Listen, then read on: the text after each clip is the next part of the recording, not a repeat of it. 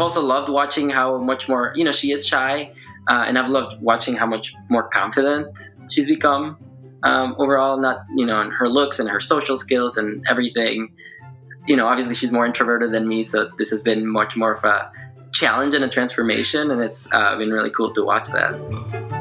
Welcome to Normalizing Non-Monogamy, the podcast where we interview incredible people from across the entire spectrum of non-monogamy to hear their fascinating stories. We strive to bring guests on the show who have a healthy approach to non-monogamy. However, it's important to remember that everyone does it a little bit differently, and the views and opinions expressed by our guests do not necessarily reflect our own. Additionally, we produce this show for entertainment purposes only. Please be aware that we aren't doctors or therapists. Consult a medical professional for anything regarding your health that you might learn about on the show. Enjoy! Welcome to episode 207. We're Finn and Emma, and today we have another incredible interview for you. Surprise, surprise, right? Totally caught me off guard that we were doing an interview this week. Yeah, we might as well just surprise people sometimes. Yeah. We're going to mix it up next week and do another interview. Today, we have an incredible conversation with Red and Jay. They have been together 9 years, married 5, and they've been exploring swinging mostly through non-monogamy the last a little over a year. They really started their journey around the beginning of COVID, and COVID is, because of that, kind of shaped a lot of their journey. Yeah, and they wanted us to, after they finished recording this, they wanted us to maybe include a little extra about sort of how much COVID has influenced that. And one of the things they were worried about is that they seemed not to be too concerned with COVID, but it came through in their story in different ways. But one of the things they added that they didn't really talk about was that for example, when they first started meeting couples, they would each get tested, or one of them would get tested a week before the date, and then they would get tested a week after the date.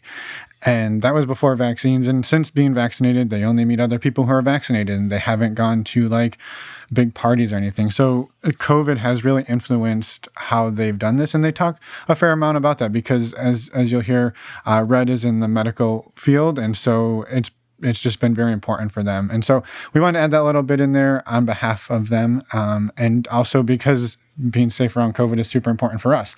Totally. So hopefully you all enjoy this. It's a fantastic conversation, and we're excited to share it with you. Before we jump into the interview, we do have a couple of quick announcements. First up, we just wanted to thank our entire Patreon community. The community is amazing, and I don't know where we would be without all of you. So you've made a huge impact on us, and we just can't thank you enough. If you're looking for a community, we highly recommend that you check out our Patreon group. I mean, we are a little biased, but it is amazing. If you want more information, go to our website, normalizingnonmonogamy.com, and click on the Patreon button. We have monthly Q&As, we have men's and groups, women's groups, and an ongoing MeWe chat as well.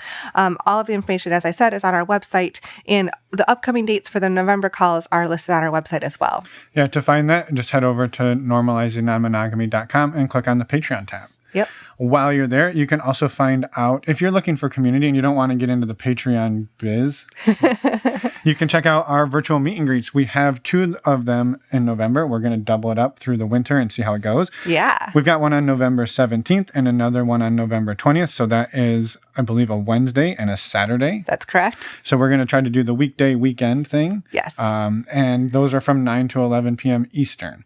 If you haven't attended a virtual meet and greet before, we highly recommend you do. They are amazing. What we do is bring everyone into a Zoom room. We do some icebreakers, get to know each other a little bit, and then we break out into smaller breakout rooms for the remainder of the time. And we give you a talking point. You have 5 to 7 minutes to talk about that with a smaller group. Then you bring back to the main room, and then you go back out into the breakout rooms and rinse and repeat over and over again with different questions, different people, get to meet a lot of different people, have a lot of amazing and fun conversations. Wow. That was a lot. That was really fast. You should read those disclaimers at the end of a car commercial on TV. I wasn't even reading that. I was just talking. People are going to normally people speed their podcasts up. They're going to have to slow this one down. You're right. I was talking a little fast. Sorry.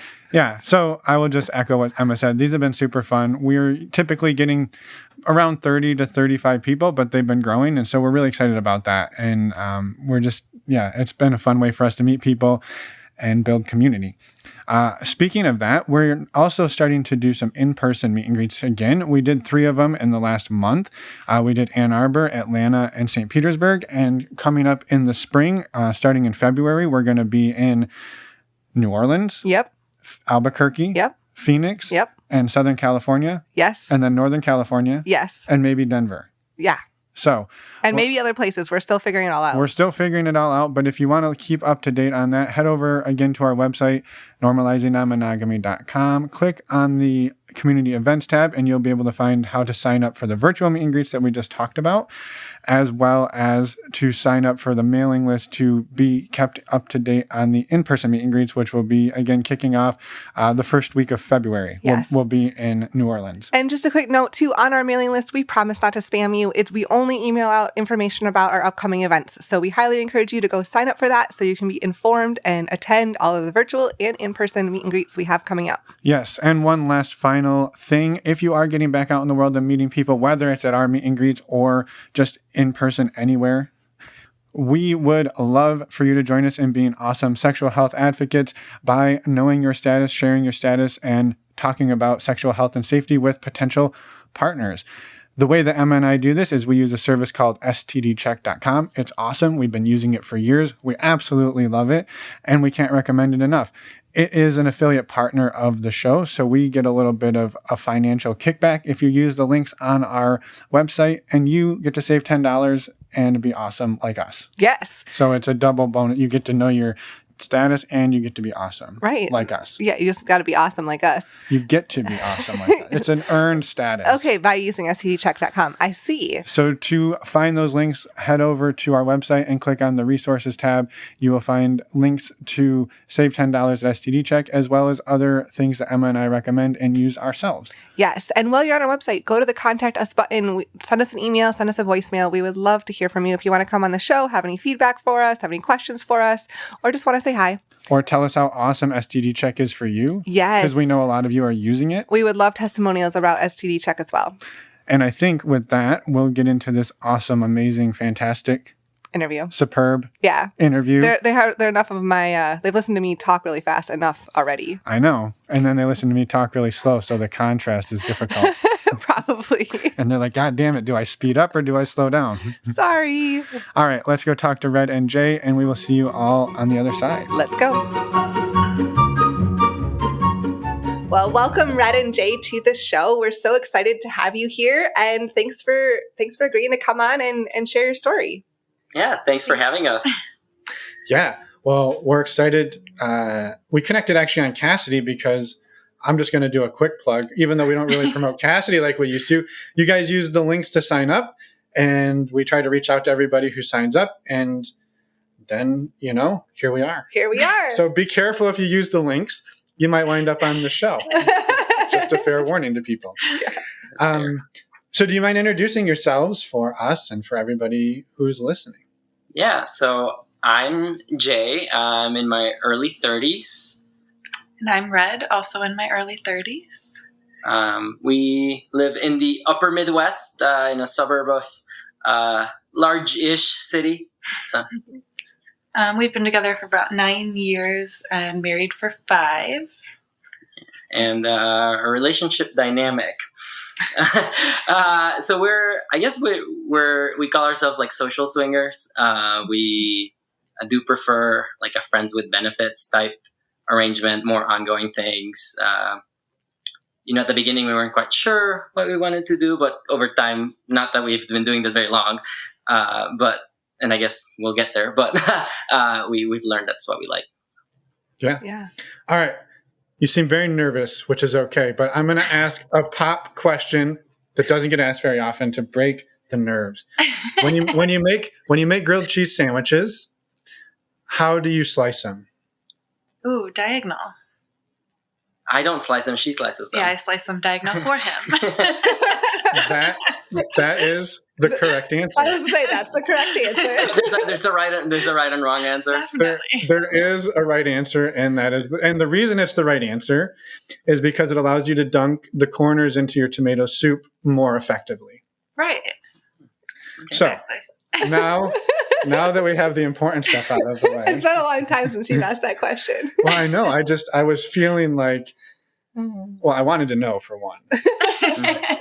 Yeah, you got to know if we're monsters. Yeah. Right. Exactly. I'm going to kick you off the show. Right. So, all right.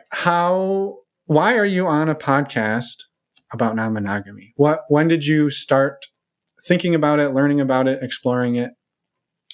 So that's a little bit of a long story and does require some background. So we've always been, I guess, spicier than vanilla. We went to a nude beach during our honeymoon. We've been to like burlesque shows. We went to a sex art event. We've always liked toys, although not as much as we do now. I've always been into like exhibitionism type stuff, like always kind of peer pressuring her to like do naughty things on balconies of hotels and at the beach and in an elevator. Yeah, we got caught in an elevator. We will revisit that in a minute. But carry on. So that's always been there. Yeah, over time, the peer pressure made me like it a lot more. And, so was it not something you were that like keen on? I'm very shy. Very shy, so he kind of broke me out of my shell with that. Yeah, so but swinging was never really part of the conversation. It was more just like the exhibitionism and kind of stuff. I honestly had issues with jealousy early on in our relationship. She had a couple of ex-boyfriends that were still sort of hanging around in her social life, which I guess made me insecure. I'm not really quite sure when I got over that because I can't point to any specific conversation or anything, but over time I stopped being jealous. But it was definitely like a big thing early on in our relationship, so it would have never gone there. It was just something that we did. And I was also jealous. He had a fuck buddy that was still very much in our group of friends, so that made me a little uneasy. But again, we got over that. Was that while you were dating, or like while you were together that continued on? Yeah, not for very long, but not the fuck buddy part, just the jealousy. Yeah, that's how it started. But the jealousy stayed for a little while longer. But it's been years since we've really had any issues with it. Beginning. Yeah. Do you mind because jealousy is something that so many people struggle with, us included sometimes. How did you guys move through that? Like I said, I have a hard time pointing to anything specific. I think we just grew more trusting and more, we got to know each other and ourselves better. The more time we spent together, the more we experienced together. And definitely this too. Once we started like talking about this, we realized that it became so comfortable with talking about everything. Yeah. But it's hard because I wish I had like a really good moment to point at, but I don't know that is how it was. And that's okay. I think there is something to the fact that sometimes it just takes time and like to grow trust in that relationship and security in that relationship. Yeah. And we started dating like in our early mid-20s too. And there's, I guess, probably some degree of immaturity that comes with that as well. I don't want to say that everybody at that age is immature, but I think at least I was. So. Yeah. So you were coercing Brad onto balconies and in elevators. And secretly I wanted it. Right. Strongly encouraged. Yeah. Yes. Yeah, coerce is a strong word. But I guess to go back to the actual like origin story, I guess, is the first time this topic ever came up, we were in France, in Paris, about 4 years ago. And before we went on the trip, I had researched like, sexy date ideas. I mean, it's Paris. So of course, things like burlesque obviously came up, sex museums. And then I also read on a couple articles that like, there's literally dozens of lifestyle clubs in Paris. And I didn't give it much thought because that was like clearly not for us, or so I thought at the time. But then one night we were walking around, I think we had gone to a bar and for dinner and stuff like that. And we walked by one of the more famous clubs that was mentioned in one of the articles. And me being the smart person I am, I didn't even think about how to frame this. I was like, hey, do you want to go in and check it out? It didn't go well. Oh, wait. How did it go? Because that's a little vague. He just very much caught me off guard because we had never talked about that. He didn't really think it through, and I was a little nervous, like, oh, he's telling me he wants to go and fuck other people. Had you casually, like, just like nonchalantly, just we're walking. Look, let's go in. It's just like a 7-Eleven. You want a Slurpee? Yeah, I was a little blindsided and confused. So we did not go. Yeah, no, I dropped it. And go. In my defense, I did drop it quickly. We about that. Yeah, we talked, and I didn't mean to like scare her, and I actually didn't even mean to. Yeah, no, I didn't mean to do that, but obviously that's how it came out. I don't think I was ready actually to share necessarily. It was more like the exhibitionism, voyeurism part of it that I was excited about, but I didn't explain that when I said it, because I did say it very casually. I think if I had framed it differently, she might have reacted also differently to that idea. Yeah, I probably would have agreed to go in, but it just was alarming the way it happened. Yeah, fair enough. Yeah. So where did the conversation go from there?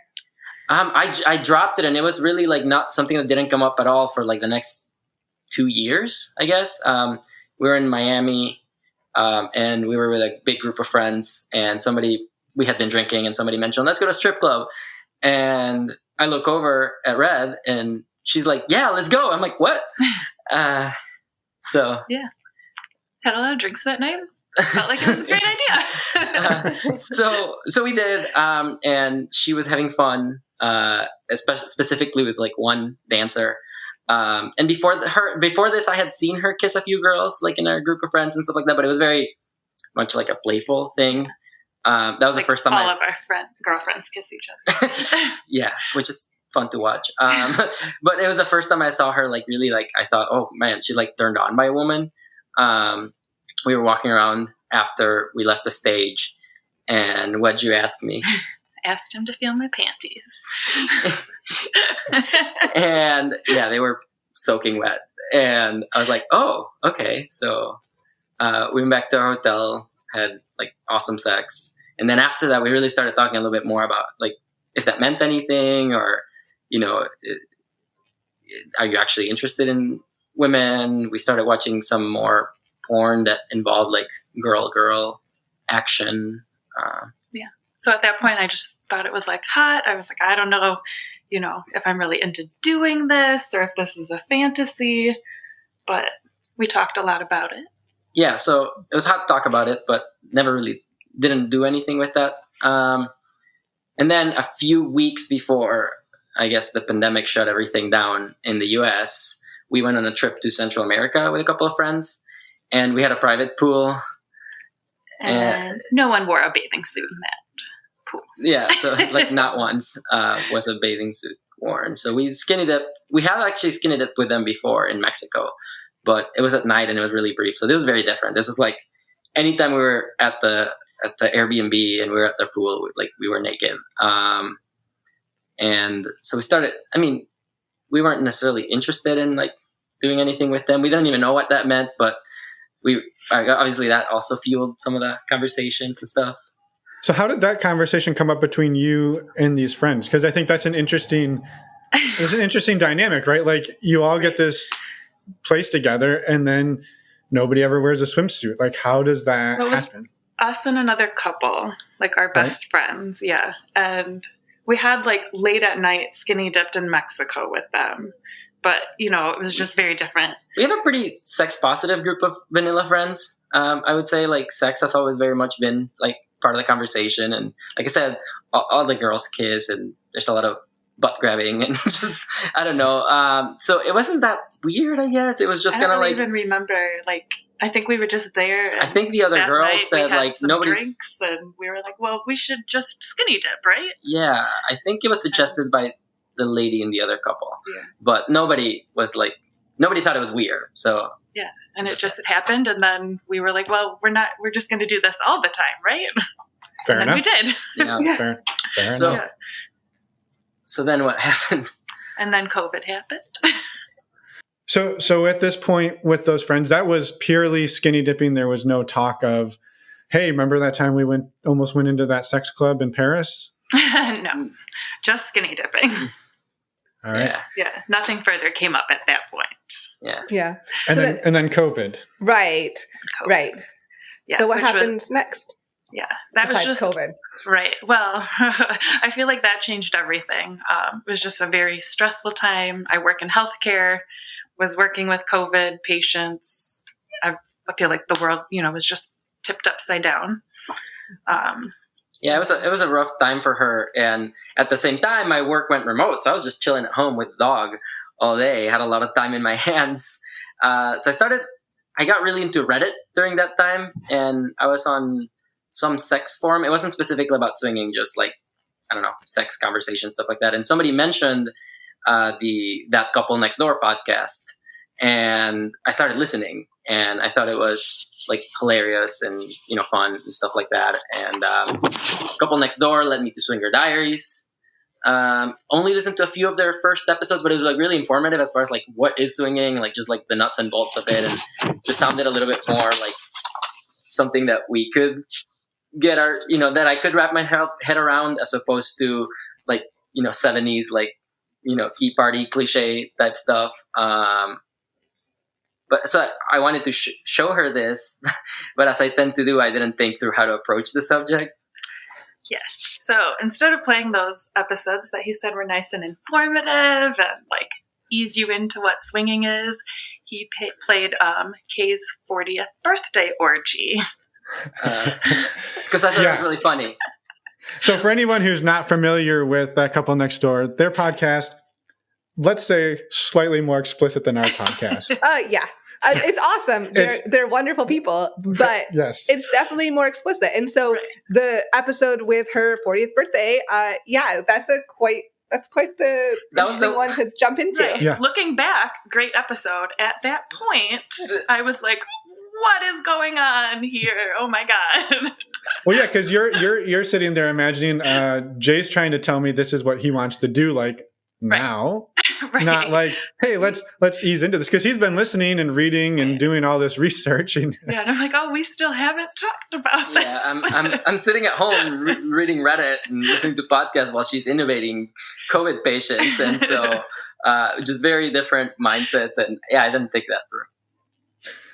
Yeah, I can understand both perspectives here. Yes, totally. Like, I understand Jay being like super excited, ready to rock and roll. Red being like, what the hell? Yeah. Yeah. So, but then because of my job, and we were just, we care a lot about people, and we were really isolating from everyone. So we didn't have a lot to do, and we would just go on these long walks. And we talked a lot, and actually I can't remember if it was either Swinger Diaries or Couple Next Door, but one of them mentioned We Got a Thing. And we started listening to that together from the beginning. And how many episodes did we listen to while we would just go and walk? So many episodes. And then it just got us talking about it, and just became more like accessible thinking. We have a solid relationship. Maybe this is something we could do. Yeah. So Couple Next Door was really kind of like the turning point, especially I guess for her, because it was, it just sounded a little bit more like our relationship, and it was more accessible and more educational, I guess. Mm-hmm. But for a while, it was just talk, though. We talked a lot about it. We listened to a lot of podcasts. Fantasizing in bed. Yeah. Just spicing up our own sex life.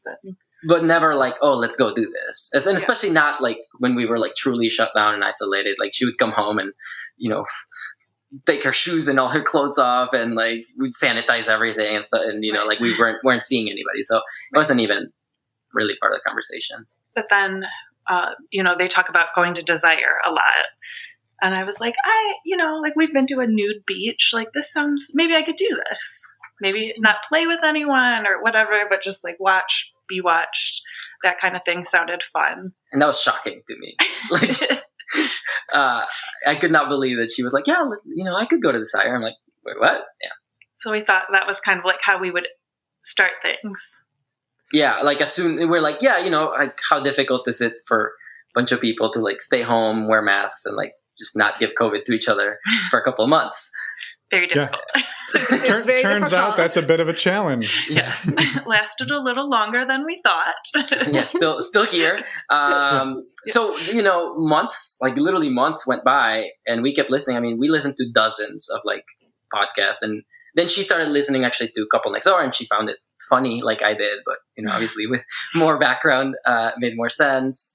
After a while, like late summer, I think maybe early fall, we decided of 2020, we decided to start we're like, oh, let's get on a swinger app and like start window shopping just to see like what type of people even do that around us. So we started with 3 Fun, where you get to like swipe, because that was not something we had done before, like the swiping aspect. So it was kind of fun to do. Yeah. Tinder was newer. Tinder was newer when we started dating. So neither of us had ever done Tinder. So it was really fun to do that together. Yeah. Yeah. I feel like there's a lot of just, I don't know, people that were not serious on that app, but we did find a couple that we clicked with pretty quickly. Yeah. So I think we kind of got lucky because mostly 3 Fun is not like a great way to meet people in our experience, but we did find a couple that we connected with. Yeah. And I think too, like that's still a big step to go from chatting about it to like actually talking to people. And it's not like because you talk to somebody, you have to go through with it. Like that's not a thing. I think sometimes it's easy to fall into that mindset, but it's not the way it is. But it's still a big step. Like how... Yeah, I mean, what was the approach at that point? Because the last time you kind of talked or thought about it, it was sort of like Red being interested in women at the strip club. Was it still that sort of mindset? No, I think we started with like the couples thing. I think. Yeah. Well, I was actually okay with MFM type situations. She was not as okay with like. I was still unsure if I was going to be jealous or just if I would even be able to do it. I was very interested. I was turned on by it, but I was still just a little unsure. Yeah, but they were both the people that we connected with. They were both new like us. Yeah, they were attractive. It was just very easy to talk to them. Yeah, they didn't live like right where we live, but only a couple hours away. And so, I don't know. It just started becoming a little bit more real when we talked to them. Like, oh, we actually met somebody or started talking to somebody that we're interested in. Mm-hmm. When you started talking, did the feelings of like jealousy or excitement, like what did it actually start to like, I guess, feel like when it was actually happening? Right. So I didn't feel jealous or anything. I was just excited. And so when we were actually talking to them and starting to like plan to meet, it was early fall of 2020 when COVID cases were down. In our area. Yeah, in our area. We got together with our vanilla friends for the first time, like since everything had started, for like a football tailgate thing in their backyard. There was a lot of tequila. A lot of tequila. And then we accidentally became swingers that night with our vanilla friends. But wait. Whoa. the Central America friends? Yes. Okay. So the skinny dip friends. The skinny dip friends. Right. These are not the couple that you met on the app. But we were a little turned on from talking to this couple. We were literally like hiding our phones, chatting with them and like whispering to each other or texting each other while we were hanging out with our vanilla friends. So, yeah. Okay.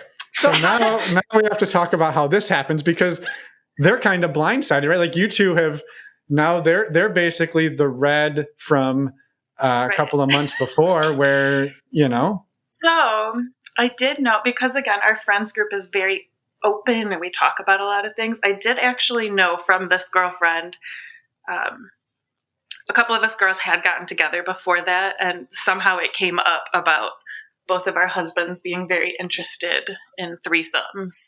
And specifically that we were okay with MFM threesomes. Yes. So, which, So I did know that they had at least talked about this. Yeah. Yeah. Oh, so I just want to interject. Very progressive. I know a lot of people come at this like, well, I need 2 ladies. And like, right. I want to say progressive on the like leading with the MFM. Right. Well done. Right. Yeah. So, I mean, I don't know. We were talking mostly to couples because single men are mostly, not all of them, but mostly very difficult to talk to. Just intimidating. I got a lot of dick pics when we were looking at that. So then and we first connected with a couple, really. But so we were at our friend's house. We were talking to this couple that won 3 Fun, and everybody else had left, and we were left just with our best friends, the ones that we went to Central America with. And somehow, I don't know how it happened, but somehow the other guy was carrying Red, and she was kind of straddling him, which actually was not as weird as it sounds, because again, our group of friends is very touchy-feely and flirty and stuff like that. So, and we were drunk, and so we were. I didn't think that was weird, but actually, the other girl, his wife, and I were sitting on the other end of the couch, and we were like, "Okay, this is kind of hot, right?" Like, so we started actually egging Red and the other guy on to we're like, you guys should make out. Yeah, so we did a little bit of giggling, and then we made out. And so then me and the other girl started making out, and then the clothes just started coming off. And so we ended up just soft swapping with them, which is actually really fun. It was a mistake because they were our good friends. We wouldn't want to do that again with close friends. Now that we know better. Was there fallout from that? Because I think that's something that comes up, right? Like, people are like, don't do it with your friends because you never know what's going to happen. How has it been since then? Everything has been fine. We definitely, that night, we're like, oh no, what did we do? But everything has been totally fine. We still hang out like nothing happened. I mean, we still are very open group of friends. Even after that, we actually, when COVID cases went back up in our area, we actually were having regular Zoom dates with them, not swinger dates, but just hang, so yeah, nothing really happened. We're kind of pretending like it never happened. I mean, we did talk about it. We had texted about it, you okay? Yeah, we're good. Yeah, but then we don't know if they've explored it any further. We don't really necessarily want to ask. They haven't asked us. But yeah, we were lucky that our friendship has been fine. But you haven't shared that you're going on a podcast about non-monogamy or anything like that. No. If they asked, we would tell them. But yes, but they would have to ask us directly. Yeah. They'd have to have the balls to ask, and for us to have the balls to tell them. But we would. But yeah, and it was funny because I by that point I knew I wasn't jealous. I knew. Well, I thought I wouldn't be jealous, and I wasn't. I actually very much enjoyed what happened and watching her. But I think she may have been a little bit surprised by even her own reaction to it. I was not jealous at all. I just had fun. I enjoyed watching him. Yeah, so we definitely it made me feel we could do this. Yeah, so we experienced the compersion, that word that everybody loves in the lifestyle. So we definitely, which was great, because then that gave us the necessary kind of courage to actually make plans to meet with that other couple that we had been talking to in 3 Fun. We did meet them a couple of times, had great experiences with them. So then we're like, yeah, okay, let's do this. This is something we're gonna do. Initially, we kept trying to meet people on 3 Fun and on Reddit, but we quickly realized that because they're free, there's no barrier of entry. It's really mostly single guys pretending to be girls, or couples who maybe we were before, who think it's hot to talk about but aren't actually serious about ever meeting. Yeah, we had a funny story from the beginning when we just had started looking, and Jay got excited, look at this single woman contacted us. She's so hot, and she's interested in us, and especially you. And then he showed me the conversation. I was like, honey, this is a man. This is not a single woman. So, of course, I reread the conversation, after she dumped this cold bucket of water on me. And I was like, oh, you're right. That's definitely a dude. It's sobering to read it in a different voice. Yeah. There's also guys in relationships who clearly haven't told their wives, oh, I want to surprise her with this and stuff like that. It's no, not really what we are trying to do. They clearly haven't told their wives or girlfriends about what. Yeah, you got to do that in Paris if you're going to do it at the sex club. That's when you surprise them. Yeah, exactly. At least make sure you're somewhere beautiful. Just see how it goes. Yeah. Right. Yeah. Right. Yeah. So but the one positive thing that did come out of talking to people on 3Fun Reddit, I can't actually remember who it was, but somebody told us that SLS was the most active, lifestyle website in our area. So we joined it. Of course, the website is horrible and the app is worse, but we did start meeting people. And so that's, I guess, fast forward 10 months now. And here we are on a swinger podcast. Yeah. So, I don't think you actually said this. Did you actually meet up with that couple on 3Fun? We did. Did you say that? Okay. Yeah. So then after that, how did it go on SLS, and how has the last 10 months gone in general with meeting people? So at first, and when you're new on SLS, and especially in an area that I would say there's not as many, I guess it's not as active as some of the more coastal areas of the US, we started getting a lot of messages quickly, and we're like, oh my God, we're so popular. But then at the same time, we start I started maybe feeling a little bit of this pressure of okay, if we don't meet them now, we're never going to meet them. So that the first month we were in SLS, we met as many people as we did on the next 4 or 5 months. And I think it was a little much. I also had to kind of slow him down. I'm a little more introverted. I'm this is a lot for me. Not the swinging part. No, I think the social. Just, trying to get to know new people all the time, and which is fun.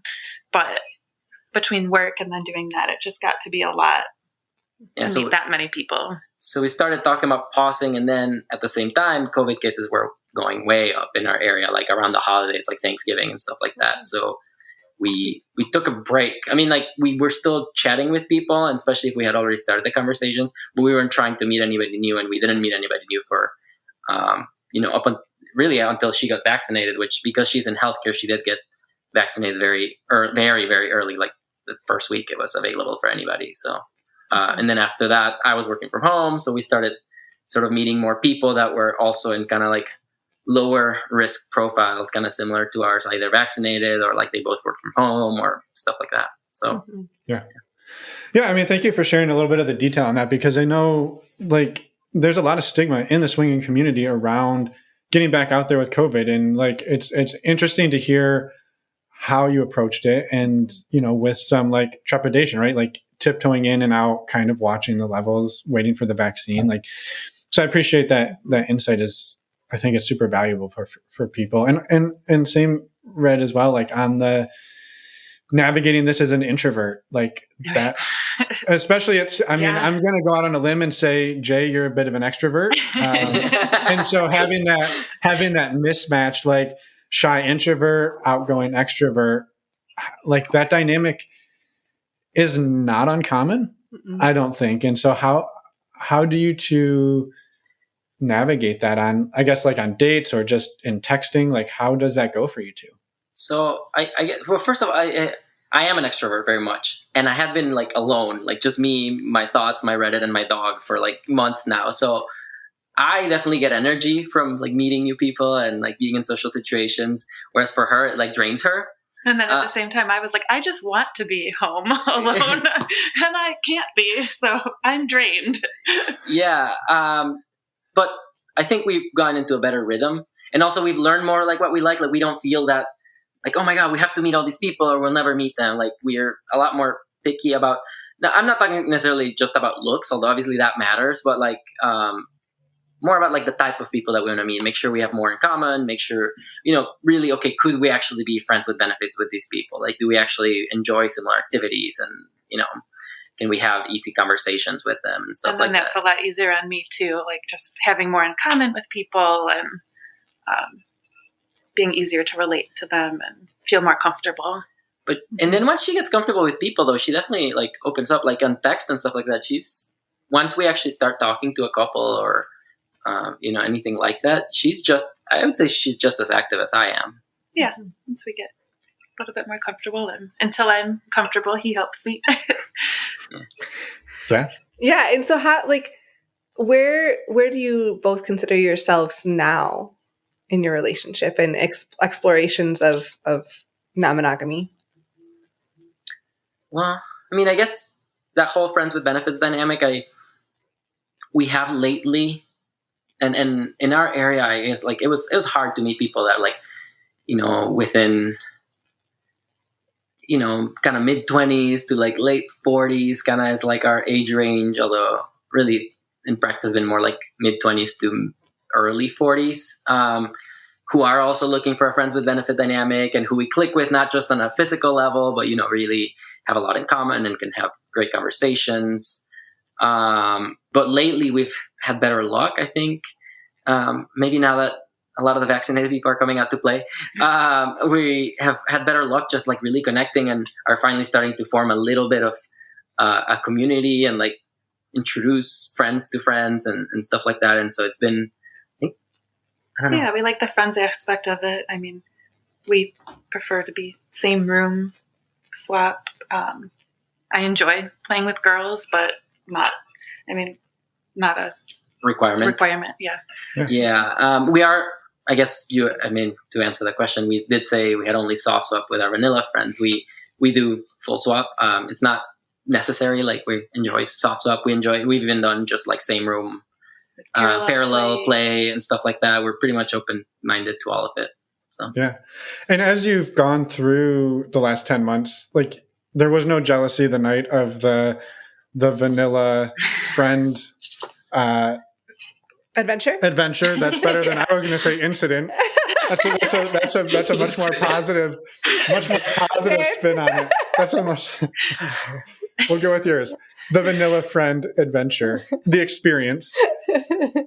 As you've gone through the last 10 months of this, have you come up against that, or have you come up against other like things that you weren't expecting that have maybe been challenges for you?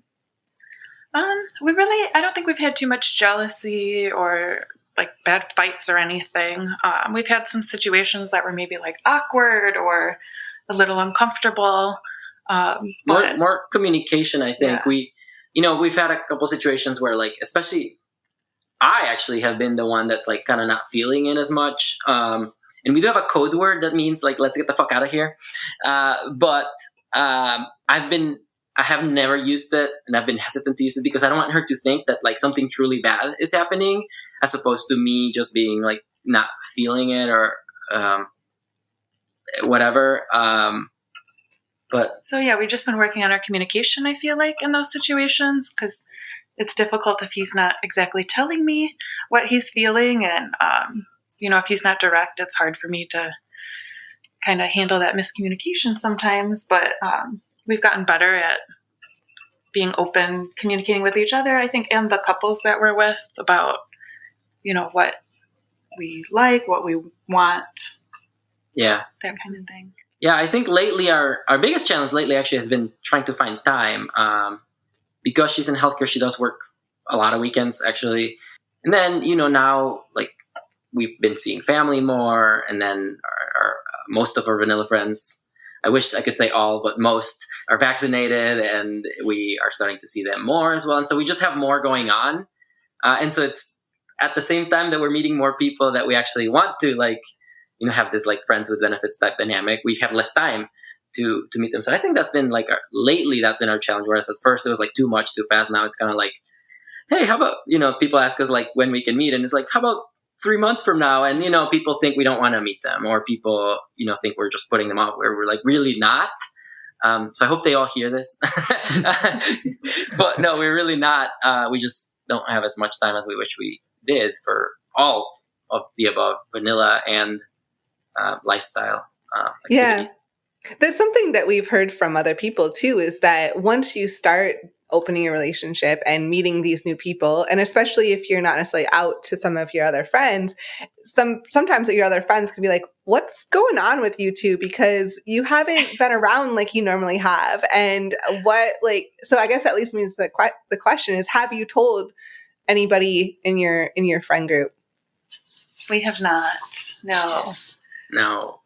Obviously we did hook up with those friends, and if not just them, but if any of our like close vanilla friends asked us, we would tell them if they asked us. If they asked us directly. Yeah.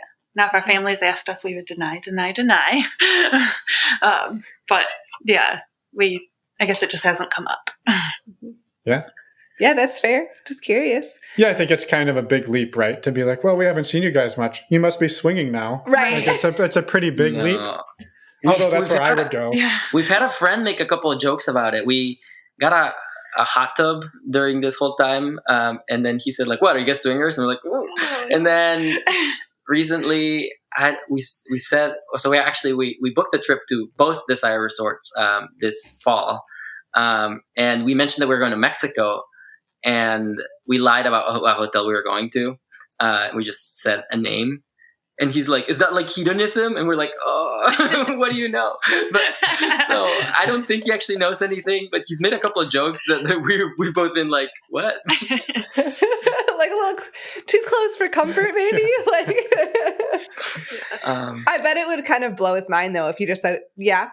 Like, Yeah, exactly like that. Yeah. So he's not close enough for us to tell him. No, he's not somebody we'd want to tell. He's bit of a loudmouth. Yeah. A nice guy, but just but I guess we do have, I guess there is one person in our vanilla life that knows about this, and this is a funny story, but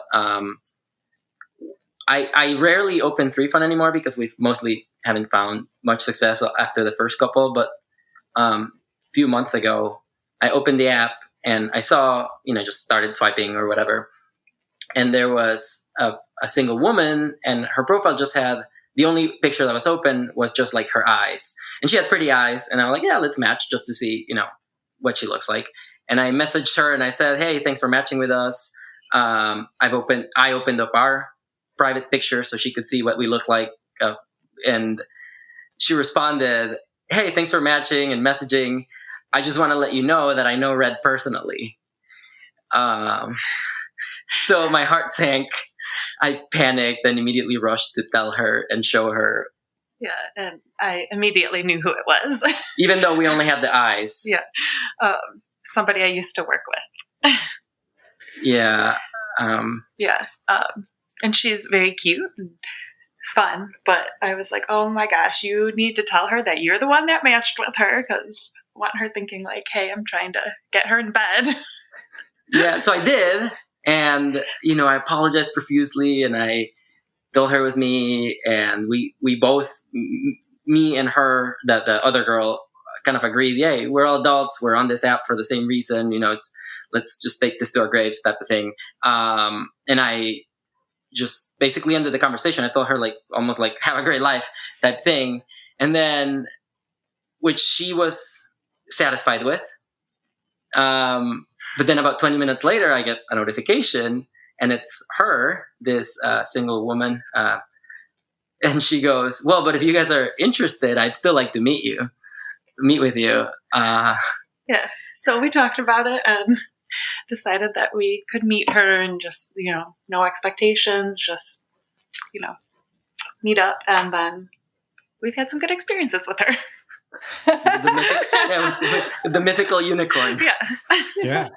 And you've just still seen her eyes, right? Nothing else? Oh, yeah. Only her eyes. Yeah. That's all. She wears a parka every time. Yeah, just wanted to make sure we were on the same page there. Yeah. I assume you only meet in Antarctica for the parka. Yeah. Yep. Definitely. Yep. Yeah. And no. No, don't go there. Don't go there. You ruined my joke. Did I? Sorry. It was a great joke.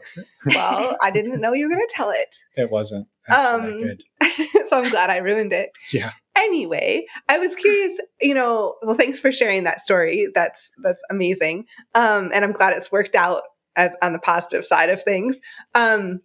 How have you two seen yourselves and each other grow over the last 10 months to a year as you've gone down this journey?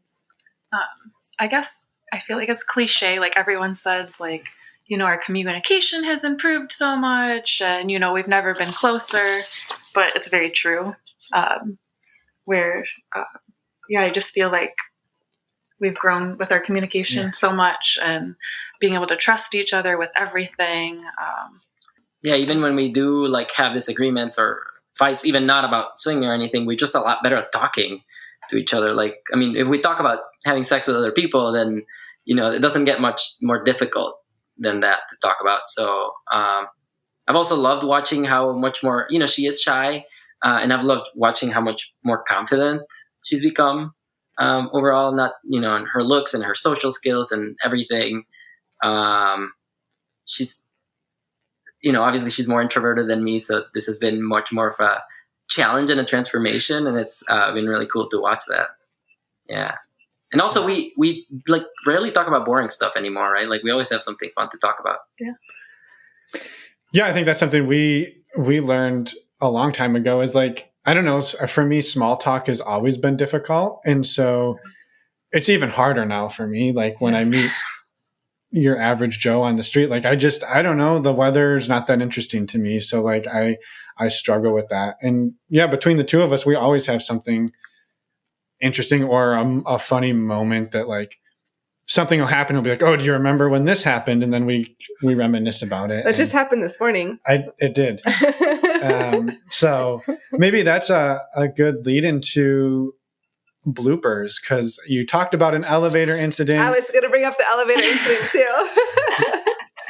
So yeah, you can go ahead. It's not a lifestyle incident. No, this was way before any conversations of that. We were in Cancun and not at Desire. No, not at Desire. A regular vanilla hotel. And we had just like gone out. I think that was the night we went to a cow themed bar. It was very fun. They had very large drinks. So we started getting a little frisky in the club, and it was like 3 a.m. Yeah. And we went really back late to the hotel, and then we just started having sex in the elevator. And I think I don't remember this, but she claims I pressed both of He buttons. pushed a few buttons. I don't know why I did that. But we stopped at a floor, and there was just this lady standing there, and she's looking at us, and she just walks into the elevator, and I'm inside her, so I can't go, I can't pull away. So I'm still standing there, because if I pull away, I'm she's going to see everything. So I'm still inside Red while this lady is just riding the elevator to her destination. And she seemed like, but she did. She stayed on the elevator. She didn't seem concerned at all. And then when she got to her floor, did she just get off and walk away? Yep. Yep, like nothing happened. That's 3 a.m. in Cancun. Yep, 3 a.m. Yeah, I was going to say that probably wasn't the first time she saw that happen that week. So right, exactly. Oh man, that's amazing.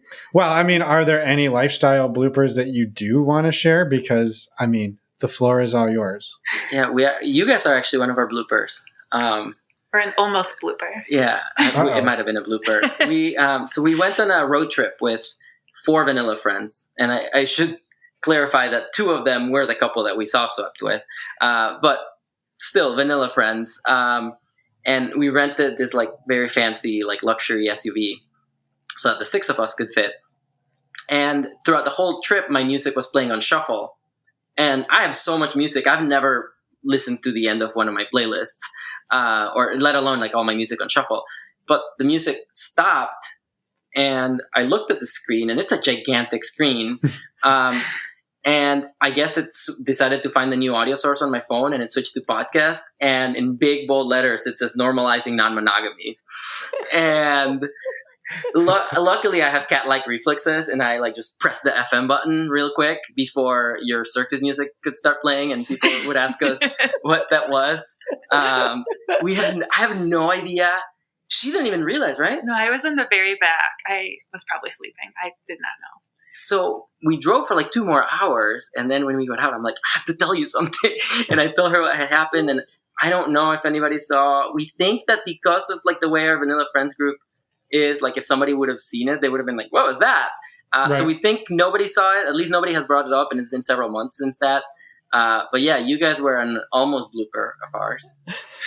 Well, you're welcome. I know. I love that you're like, before the circus music started playing. I was like, yes, because there would definitely be questions about that. Right? Like, what is this?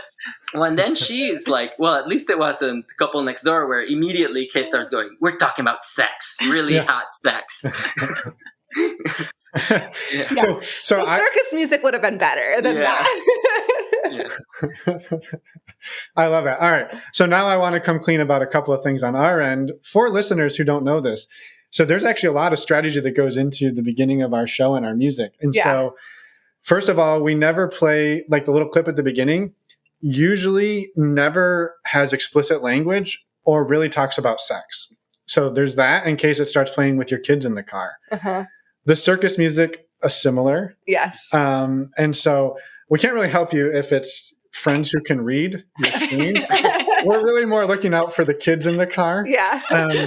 But we also have gotten a ton of people messaging us because there's quite a few YouTube videos, like kids, like Thomas the Tank Engine videos, different videos for like kids that use our music. And like every time it comes on their kid's iPad, the parents like freak out and have a heart attack until they realize it's not our podcast, and then they're okay. Yeah. So it serves the dual purpose of giving heart attacks and peace of mind all at the same time. Yeah. Great. So, yeah. We do have one other.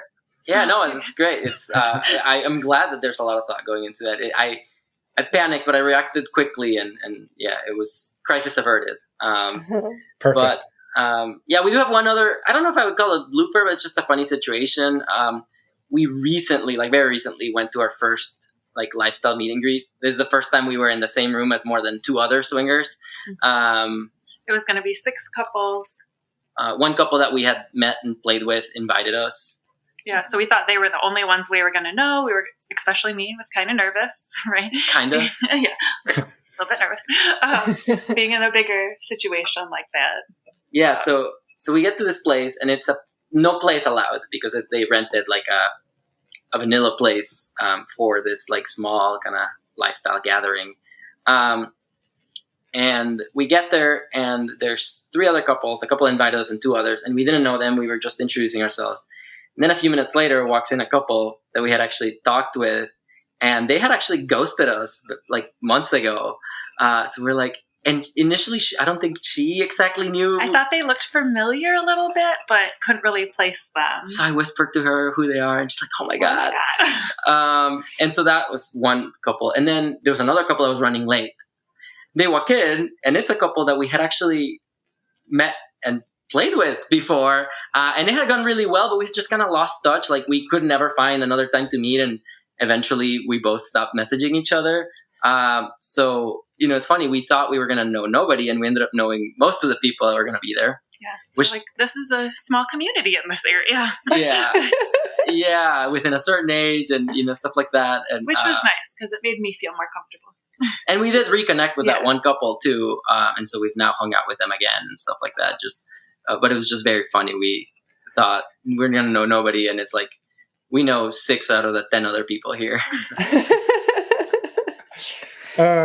Small communities will do that. It's a good thing it wasn't a couple that you're like, this didn't go well, and we don't none of us want to see each other. Well, again. Other than being ghosted. Well, yeah, but that's more awkward for them than you, so you're fine. Well, they didn't completely remember it. He did. She had no idea who we were. And actually, she was one of those like absent people where like if they hadn't had a certification on SLS, I would have thought it was a single guy. So like she was never around. They were very nice people actually in person. So we don't know exactly what happened. They were very nice in person. Like I said, but yeah, they definitely ghosted us like months ago. So he sort of vague, like he remembered talking to us. He didn't remember ghosting us, or at least he pretended not to. We didn't call them out or anything, but but she had no idea who we were, which is just kind of funny and weird. Yeah, that's hilarious. Never a dull moment. Nope. Yeah, thanks for sharing all of those stories. They're super fun. Yeah, I think, before we let you go, is there anything that we haven't talked about that you wanted to make sure to share? We know you got notes. We didn't want to tell everybody you had notes, but you just did. I know.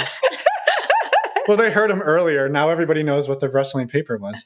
So is there anything that we didn't cover that you wanted to talk about? And sorry for outing you on your notes. Not really. No, that's fine. I don't think so. No, I don't think so. Do you guys have any more questions for us? Actually, one more. Where do you two see this whole adventure in non-monogamy going for you two in the future? I think our ideal is that we find a few couples, like 3 or 4 in our local area, because We have found actually 2 couples that we would consider like really good, like friends with benefits, but they both live 3 hours away and in opposite directions from us, which again just tells you like how small this area can be. And only lately we've been connecting more. So we would like to meet a few, like not even a handful maybe, but of couples in this area that we can have more like recurring, ongoing things that we can hang out even if there's no play involved, like just kind of have them be more like normal friends that, you know, sometimes we happen to, you know, take our pants off with. Yeah. That's awesome. Thank you so much for sharing everything you have, for coming on the show. And yeah, just thank you. Thank you for having us. Yeah, thanks. It was fun. Yeah, absolutely. Okay. Well, have a wonderful evening. We're in the same time zone, so have a wonderful evening. Right. And we will be in touch. Sounds good. Thank you. Thank you. And we're back. Wow, nailed it. I know.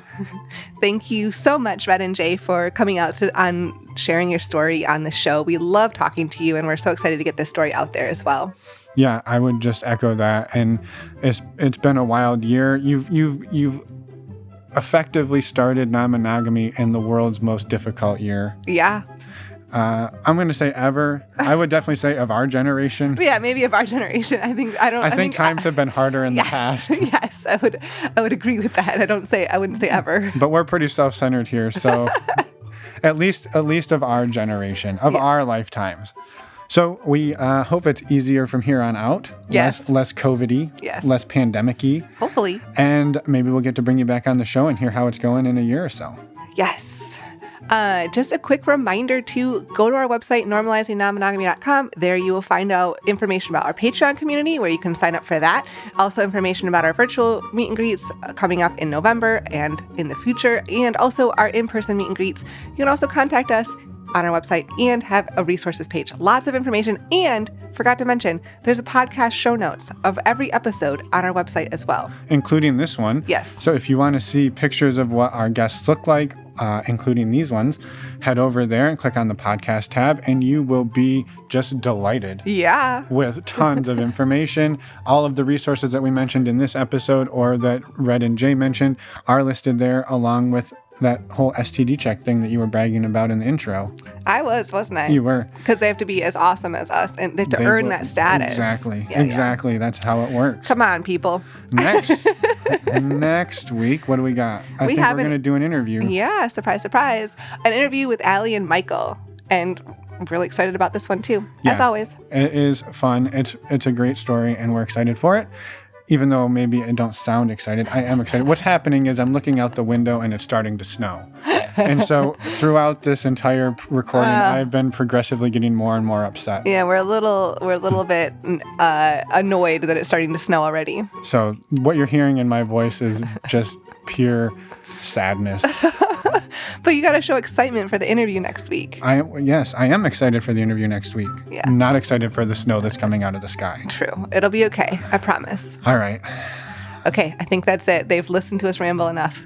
Yes. Okay. Bye, everyone. Thanks for listening.